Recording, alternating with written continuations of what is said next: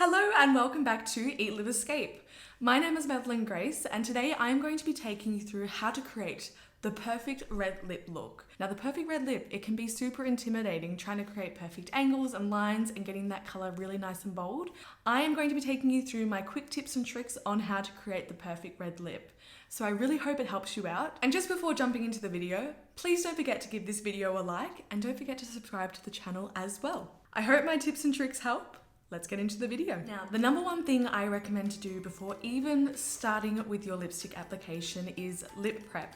Now, lip prep is going to ensure that not only is your lipstick going to have extra longevity throughout the night, it's just gonna look a lot better. Lip prep for me includes doing a really lovely lip scrub. The one that I'm using today is by Frank Body. It is their lip scrub in the cherry flavor.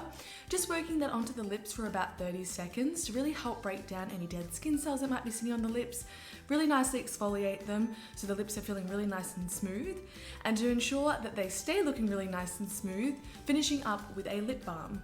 Making sure that your lips are really hydrated and preferably doing your lip prep a little bit before your actual lip application, maybe about half an hour before, so it has a really good chance of really sinking into the lips and making sure that your lips look really nice and smooth and perfected all night long. Next step in achieving a perfect red lip is lip liner. Now, lip liner can sound very intimidating, especially if you have a bit of a shaky hand, but have no fear.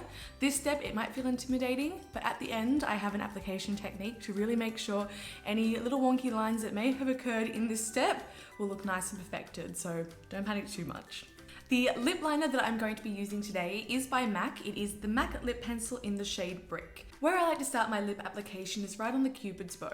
If you don't start with the Cupid's bow, it can lead to a bit of an uneven lip line, because if you don't sketch this out first, everything else can get a little bit uneven. So sketching out your Cupid's bow is going to ensure that the rest of the lip application has an anchor to go towards. So to start off my lip application, I'm going to draw an X right on my Cupid's bow, just following the natural shape of my lips.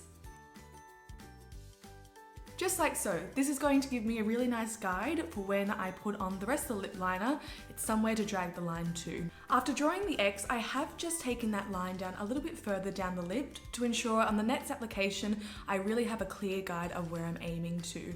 I've also just softly rounded out the Cupid's bow, because on myself, I find that more flattering, but if you would like to create a bit more of a pointy, a little bit more of a vintage lip line, go for gold, that will look beautiful. From here, I'm going to take my lip liner and from the outside corner of the mouth, I am going to work up to connect the lines to each other.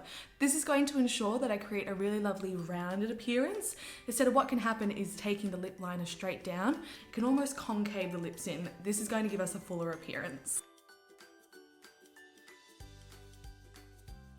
Let's just finish off the bottom lip.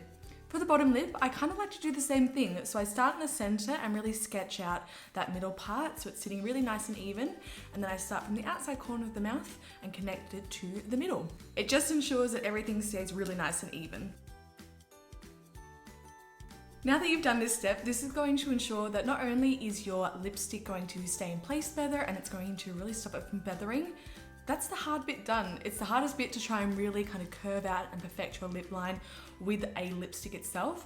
So using the lip liner, you have a lot more control to get that really beautiful, crisp, perfect application. Now, if you're using a long wear liquid lipstick in the next step, you don't have to worry about filling the entire lip in. It can, if it just moves around, that is absolutely fine. However, if you are using a bullet lipstick, which isn't as long wearing as say a liquid lipstick, I'd actually recommend filling the entire lip in with the lip liner pencil. This is just going to give it an extra grip to really hold that lipstick into place. And if your lipstick does start wearing off if you are eating and drinking throughout the night, then the lip liner is there to back it up. For me today, I have chosen to go in with a liquid lipstick. I am using the Wet n Wild Liquid Catsuit in the shade Missy and Fierce.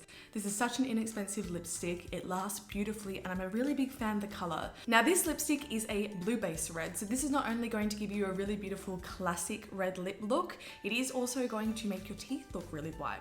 The alternative is going in with an orange-based lipstick. Now, an orange-based lipstick doesn't have the same benefits as making your teeth look really white when you're wearing it.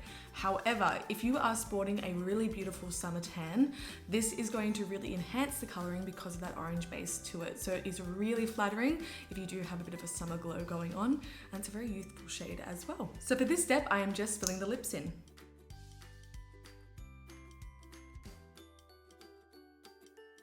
While I let that dry, I will tell you about the benefits of either using a liquid lipstick or a lipstick.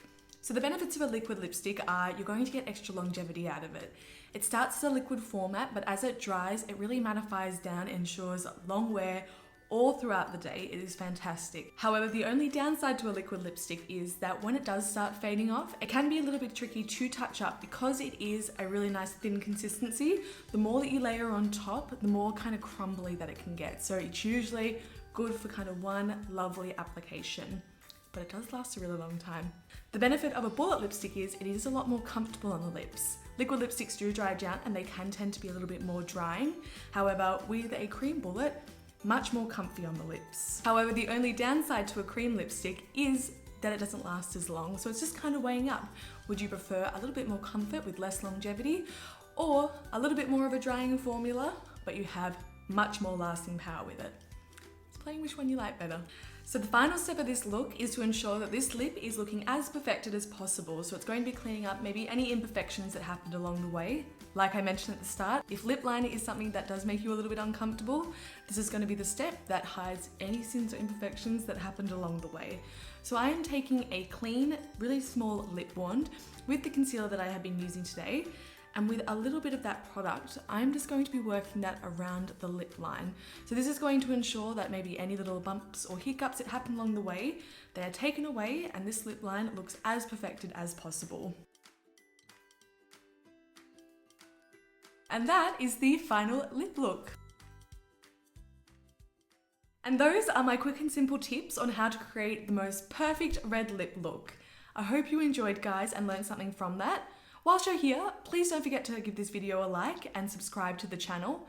Whilst you're here, don't forget to check out the rest of the videos on the channel. And for more beauty, fashion, lifestyle, and travel, don't forget to head to Eat.Live.Escape.com.